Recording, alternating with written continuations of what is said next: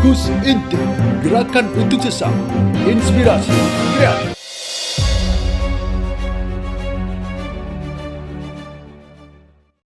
Assalamualaikum warahmatullahi wabarakatuh. Om Swastiastu, Namo Buddhaya. Salam kebajikan, salam sejahtera untuk kita semuanya.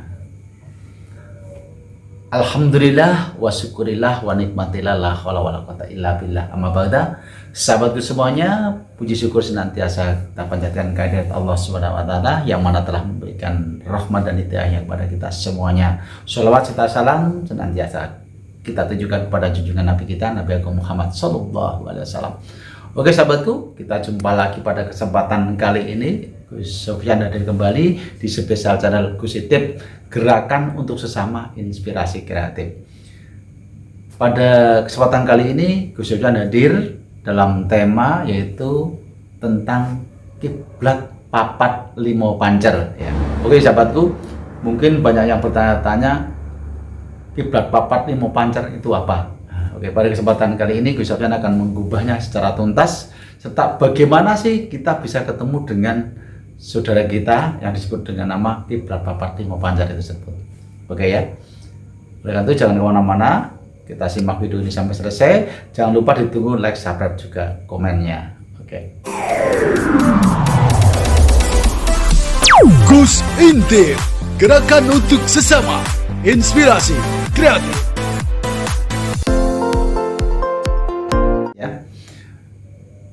Berbicara tentang sedulur atau saudara kita yang disebut dengan nama kiblat papat lima pancer. Manusia ya, sebelum dilahirkan ke muka bumi ini ya, tentunya dilahirkan dalam wujud bayi ya sahabatku. Jadi bayi dalam kandungan seorang ibu itu pada layaknya adalah 9 bulan 10 hari. Bahkan ada yang lebih, ada yang 10 bulan, ada 11 bulan. Nah, yang lahir lebih dari 9 bulan bagaimana Gus? Yang lahir lebih dari 9 bulan itu punya kekuatan yang linuweh, kekuatan yang berbeda dengan lazimnya bayi-bayi pada umumnya. Itu seperti itu. Kemudian kita akan bicara lagi kembali ke masalah sedulur kita atau saudara kita kiblat papat limo pancer. Ini. Bayi yang terlahir dari kandungan orang tua selama 9 bulan 10 hari itu tadi, biasanya sebelum bayi itu lahir maka akan terjadi namanya pecah ketuban. Jadi ketuban itu yang keluar pertama.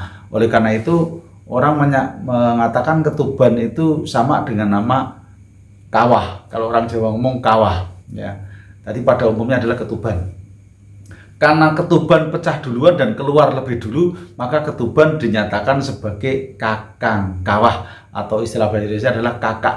Nah, kakak kawah atau kakak ketuban. Tadi kalau Jawa ngomong adalah kakang kawah. Sedangkan yang kedua adalah adi ari-ari. Ya, kenapa dinyatakan adi ari-ari? Karena setelah bayi keluar itu masih ada yang tersisa yang ditunggu untuk keluar, yaitu yang namanya ari-ari.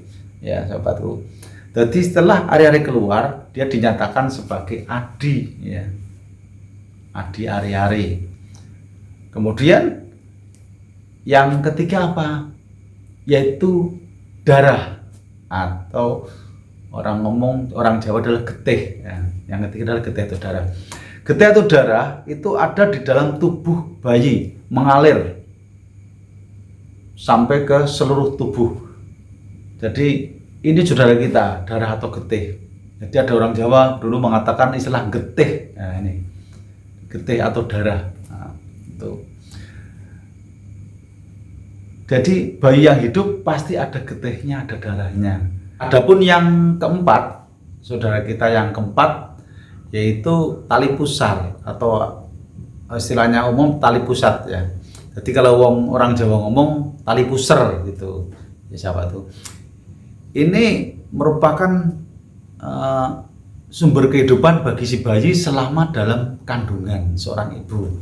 Jadi bayi makan, bayi bernapas, ya, makan menghirup sari-sari makanan dari semua makanan yang dimakan oleh si ibu itu melewati tali pusar. Kemudian bernapas juga melalui tali pusar. Itu sahabatku.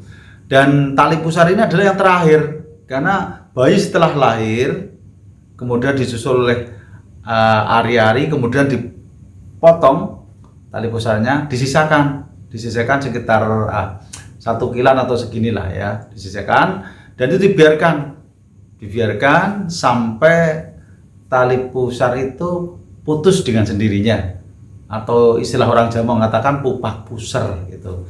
Nah, ini yang terakhir, makanya dikatakan urutan yang keempat.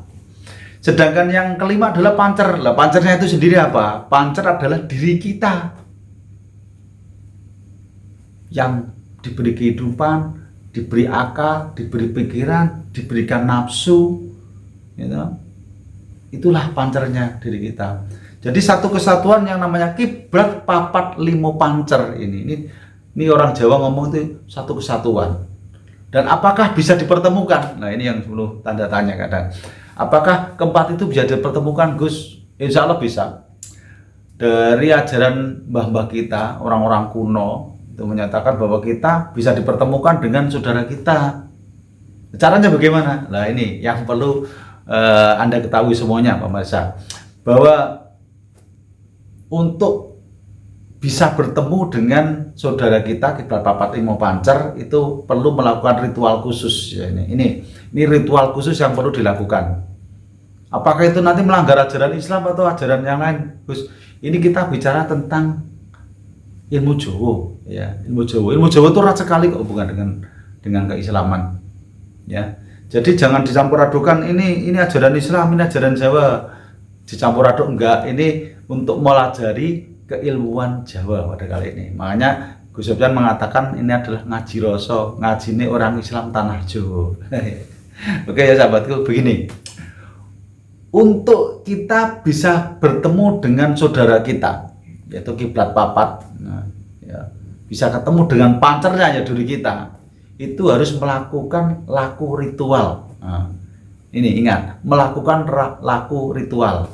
Atau orang ngomong itu puasa, tirakat ya. Nah, bagaimana puasanya? Puasanya adalah puasa mutih. Ya. Mutih kemudian nganyep. Ya, mutih nganyep. Maksudnya nganyep gimana? Makan yang serba putih kemudian nganyep. Dan juga ada makan yang warnanya merah. Kemudian makan lagi yang warnanya hitam. Jadi di sini disediakan bubur abang. Di sini disediakan 4 macam, yaitu bubur abang, putih, kemudian hitam, satu air minum yang warnanya bening. Nah, ini. Jadi sedulur kita tuh warnanya aja seperti itu. Ada warna yang merah, ada warna putih, ada warna hitam, dan juga ada warna bening. Ini. Wujudnya nanti kita bisa ketemu sama mirip seperti kita, hanya warnanya yang berbeda. Ini yang jarang diketahui ya, ini sahabatku. Terus caranya bagaimana coba ketemu? Ya tadi dengan laku ritual. Poso nganyep, poso mutih, merah, hitam, bening. Itu. Ya. Itu. Jadi kita puasa itu makannya cuma makanan bubur warna ini. Warna merah, warna putih, warna hitam, dan warna beningnya. Warna bening itu bentuknya cairan atau minuman ya, wedang putih secara orang Jawa, tapi sebenarnya nggak putih, air bening gitu. Nah, laku tirakatnya bagaimana, Gus? Laku tirakatnya yaitu puasa ngapit weton selama 9 bulan 10 hari atau selama masa dalam kandungan. Jadi kita mengingat kembali di masa-masa kita masuk dalam kandungan seorang ibu. Jadi kita katakanlah kembali ke masa lalu seperti itu ya. Nah, lakunya seperti itu. Jadi kita tirakat selama 9 bulan 10 hari. Laku tirakat puasanya itu diapit. Umpamanya hari lahirnya Jumat Kliwon. Mulai laku tirakat puasa itu hari Kemis Wage, Jumat Kliwon, Setu Legi. Nah ini cara ngapitnya seperti itu. Nah dimulai dari kapan, Gus? Memulainya itu dari Bagdo Maghrib. Jadi Bagdo Maghrib kita buka diniati sahur ya. Yang dimakan apa Gus? Ya tadi yang dimakan bubur merah, bubur hitam, bubur putih, sama minuman yang warnanya bening. Nah, itu ya, paham ya itu. Jadi ini yang kita makan selama 3 hari. Lah bukanya itu kapan Gus? Setelah kita puasa, pas waktu maghrib. Nah, maghrib tiba deng, mendengarkan azan, Allahu Akbar, Allahu Akbar, Allahu Akbar. Nah itu pas waktu adzan kita langsung buka yang dimakan itu tadi, keempat warna tadi. Setelah selesai buka, kita tidak boleh makan lagi. Itu sudah dianggap sahur. Jadi sampai ketemu maghrib lagi. Nah, begitu seterusnya selama 3 hari. Kamis, Jumat, Sabtu. Ini bagi yang lahirnya neptunya Jumat Kliwon. Nah, bagi yang neptu yang lain sama. Ya. Umpamanya lahirnya Senin Pahing, ya depannya Senin. Gitu. Depannya Senin, itu hari Minggu, Senin kemudian Selasa. Itu seperti itu. Lakukan selama 9 bulan 10 hari. Itu kurang lebih seperti itu. Jadi dilakukan selama itu. Nanti insya Allah, nah, Anda yang melakukan ritual seperti ini pasti akan ketemu dengan perwujudan kita yang namanya kiblat papat lima pancar. Ini akan akan menunjukkan wujudnya mirip seperti kita, ya, mirip dan jiblas persis seperti kita. Dia akan datang ke kita, kemudian